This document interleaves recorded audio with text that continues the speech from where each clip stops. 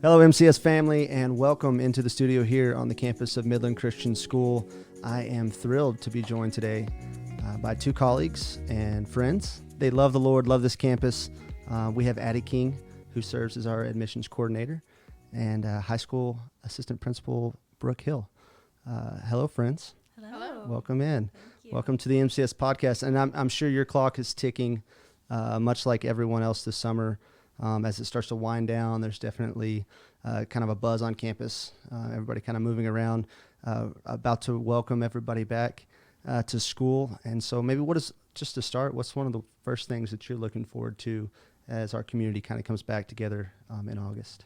I think just the energy of, the starting of school is always exciting and refreshing just to have the kids back on campus. I work all summer, and so it's kind of quiet, which is okay, but it's always exciting to get the kids back on campus and just watch everything begin that we've planned for all summer long and kind of watch it all play out. So. Yeah, Brooke, you were talking off camera about some of the things you're excited about. Homecoming, yeah. It's coming up quick, huh? September 6th. So if you want a date, you better get him or her now. So that will be of top priority those first couple of weeks of school. For families that are new to MCS, they're probably already very familiar with you, at least in the last few years. And I imagine you probably have maybe the most comprehensive, or at least a very unique view of our student body.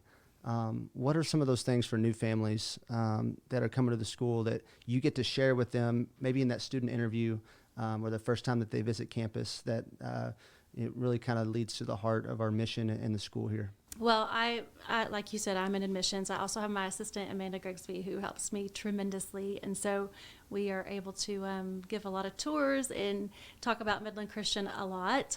And one thing we really try to let people know is just the heartbeat of our school is, just showing Jesus to people. And that's what we try to teach our kids. Obviously, academics are important in there as well, but I love how we concentrate a lot on teaching these kids about just the Bible and loving Jesus, and also what that looks like in the day in and day out of life. I think it's really neat that we offer different opportunities like Missions Week. We do a Missions Week that we started last year, and we do that the week before spring break. And so we provide different opportunities in that. It can be international, it can be local. And so I just think that's a really neat thing that allows us to go be the feet of Jesus to people outside of our school. And so that's something that I think is huge in who we are as far as Midland Christian. Yeah, Missions Week last year, really the first time we've done it as a full week of missions, really just a sweet time for our student body and staff to spend serving others, and was so cool to hear a lot of the stories as people came back, how they grew and how they saw the Lord in others during that week. And something definitely we're looking forward to in year two. Yes. And I think we'll have hopefully campus ministry on soon. We can talk in more detail about Missions Week. But for new families, maybe that are on campus for the first time, or maybe some of our families that have only been here a couple of years, what are some of those things that maybe are important to know as you come back onto campus? I'm just kind of thinking through, athletics, and where do I get my players package? How do I do parking? What are some of those things that maybe are important to know? Well, for new families, I know one of the questions is always about athletics, and so and players packages and what that looks like. And so Amanda Friday and Jay De La Rosa, they do all of that, and so they send out the information on how to contact them to be able to get those players packages for each sport. And that's 6th through 12th grade. They'll have a players package depending on what sport they're playing. And so they would be their main source of contact to get that information. So if you come on campus today, you'll see a brand new resurfaced parking lot with new stripes, and it's looking really solid. So for new families or students that have vehicles, how do they find a spot? How do they get their permit and those kind of things? So we are requiring a parking permit per student this year. Your first car is $25 for the parking permit, and then each additional car is $10. So it's per family, basically. And then we, as far as new families, sometimes it's confusing. Where do they park? Right. Where do we come, where do our kids park their cars? And so the parking lot is located in the back of the school, close to the football field, I would say by the SLC, but some of the new families may not know where that's at. And so the football field is a good location to be able to find the parking, and just drive up and you'll see where you need to park. All the kids are there. But the parking permits, they can come in and get those now they can get them when they come and meet their teacher, walk their schedule. They can go ahead and come in the front office and purchase those and be able to get that done as well. We also have our senior parking, which is a lot of fun, and they can come and purchase their spot, and they get to park their spot and just make it a fun little place for them to park every day. So Yeah, that's one of the fun things last year. I remember about this time you had seniors out there painting their parking spots, and man, some of the creativity and artwork that was displayed last year by our seniors. Excited to see what kind of artwork we have on our pavement this year. And it's kind of just indicative of the new school year. You have a brand new slate. So for you, Brooke, every school year brings updates, whether that be to curriculum or facilities, our processes as we continue to mature as an organization. From your position in the secondary, what are some things that students and parents need to know? So our handbook has been updated and it is uploaded on the website. One of the big changes for dress code is that hoodies and college shirts are now allowed every day. Okay, so I can wear my Texas Tech hoodie on campus, correct? No.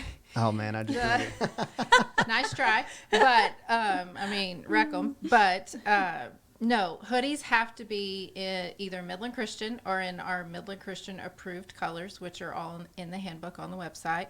But college shirts are approved for every day, even if it does not fall within our colors. And then boys' shorts. I love you boys, but we don't want to see what's underneath them. And the length now can be your fingertips.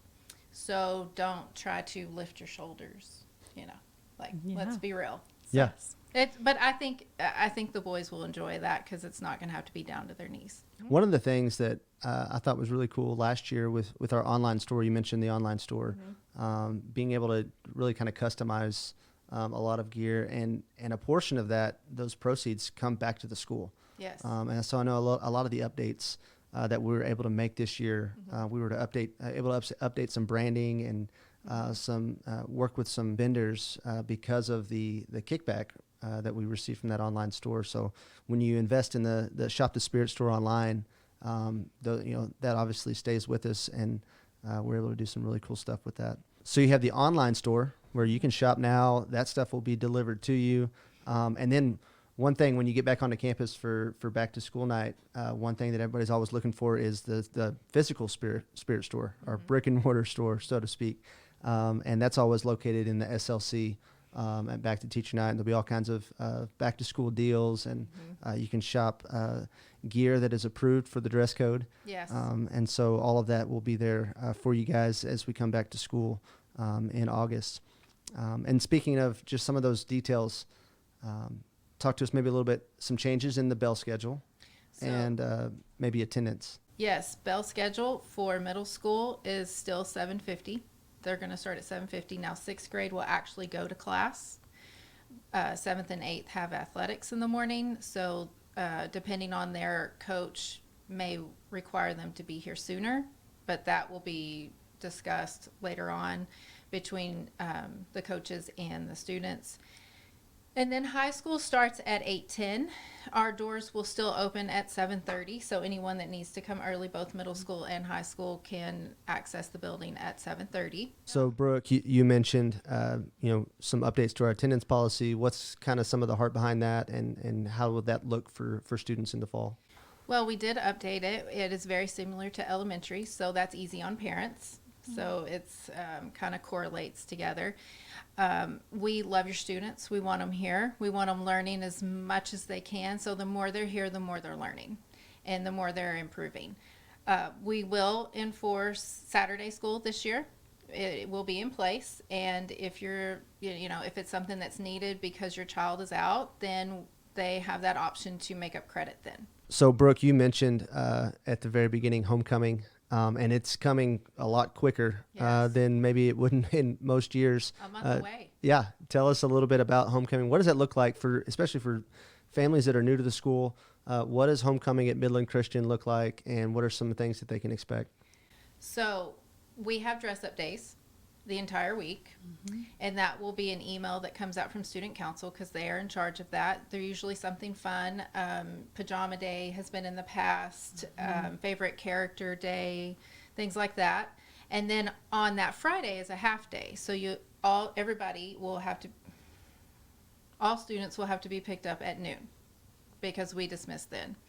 The afternoon, I think around 1:30, we'll have a parade. It's going to be hot because this is Midland. And so bring your sunscreen. You're going to need it. And then directly after the parade, we go into the pep rally. And then that night, we have Mustang Alley around outside of the football field. And it's always a great time for parents and students together.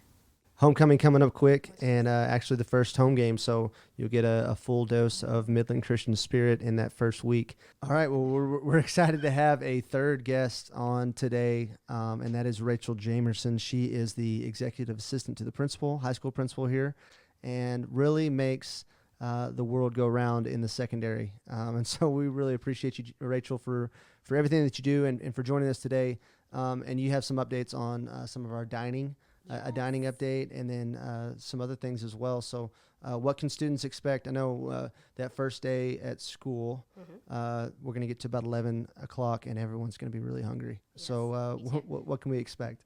So this year we have, we're introducing Crave It. So they're taking over our lunchroom. So they're the ones preparing our food and everything like that. Families should have gotten an email from, I think it comes in as Titan, where you can put money on your account. And then new families, you guys are going to be getting this email as well. And that's what you're going to load your money up for your student on that account.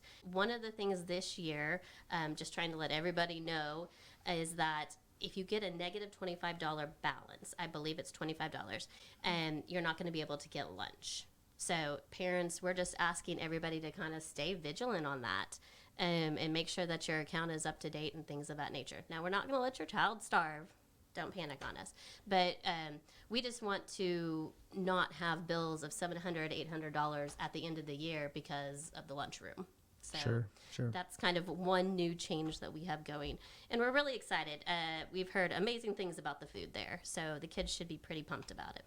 And for our new families, your students can bring their lunch if they want to, or they can eat at school.